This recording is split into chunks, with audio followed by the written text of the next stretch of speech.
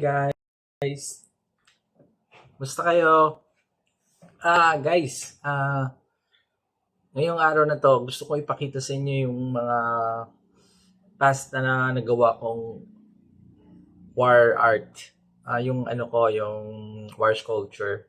Since dumating ako dito sa Camiguin, may nagawa akong dalawang art na war sculpture. Ah, sa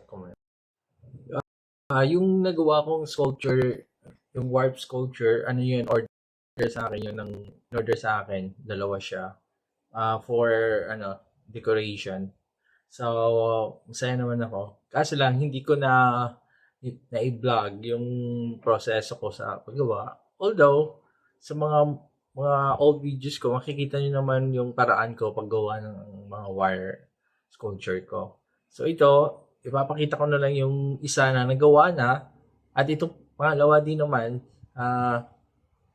malapit na siya matapos. So, ginamit ko dito galvanized wire na makapal-kapal. So, pininturahan ko po ito ng pang-paint talaga sa metal. So, mamaya ipakita ko yung gawa na. Ito yung natatapos na.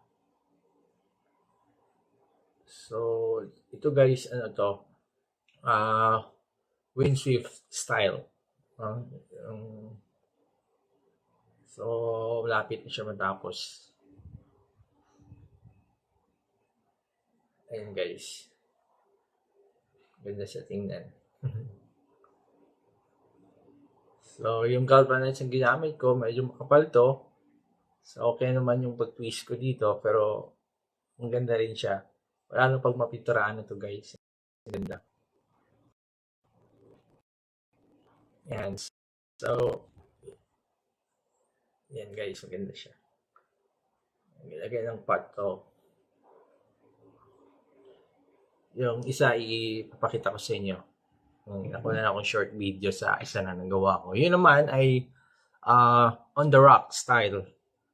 Na nilagyan ko pa ng maliit na swing. Maganda siya yung pinapinturahan na siya. So watch this guys.